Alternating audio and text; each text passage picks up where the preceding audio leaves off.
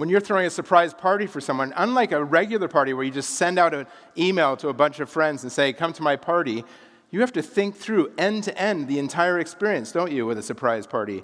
Because if you don't think through what time are people going to show up, where are they going to be, when's the person we're surprising going to show up, if you don't think through that end-to-end experience perfectly, then you're going to mess it up and it's not going to be a surprise. And I believe that eliminating friction is much like that. The way that we eliminate friction from a consumer experience is by thinking through end-to-end every single piece and thinking, where's their effort, where's their friction, and trying to identify it end to end. And I kind of like to think that friction ends up falling into two main categories for the customer: things that they have to think and things that they have to do. And there's so many. It's not as simple as being simple. We often talk about, let's create something simple. Something that's simple is just one part of friction. People might have to wait. They might have concern about whether something's going to work. They might have to input things, monitor things, initiate things, register things, learn things, know things. All of these things are friction. And it's so critical to eliminate that friction, because that's how you create the amazing experiences that delight customers and keep them coming back. And so what's really important is that what you're really doing is reducing the effort for those customers, but it means that you're adding effort for yourselves. And I can guarantee you that when Dropbox thought, oh, let's make it so someone doesn't have to click upload or download, they just put it in a folder and therefore it is in the cloud at the same time, that created a lot of effort for them to invent synchronization.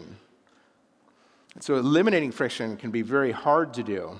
Just as eliminating friction in Shazam, pushing a button that identifies a song, so simple and frictionless, but incredibly heavy lifting to make it actually happen by building that database and inventing that impossible algorithm.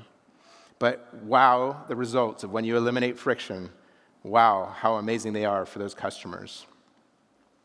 Now the truth is that friction almost killed Shazam, because I talked about how amazing it was to build to this amazing launch, but what happened then?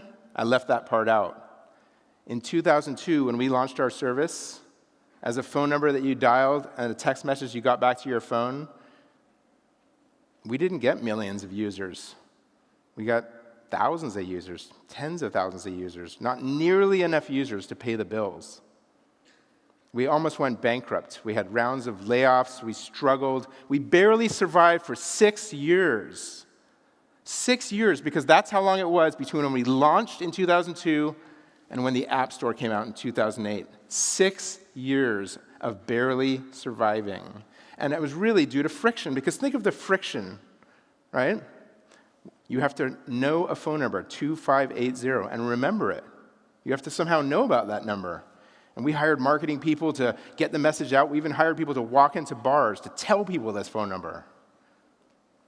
It was very hard. Then, after you identify a song and you want to buy it, you know what you have to do? You have to go to the record store and show them the text message and say, I want this CD. Friction. And then, to use Shazam, we had to make money.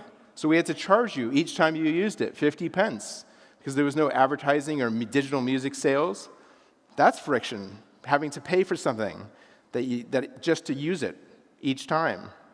So there was so much friction in Shazam, but it was eliminating this friction when the world caught up to our vision with the App Store and apps that suddenly Shazam hit its hockey stick and took off.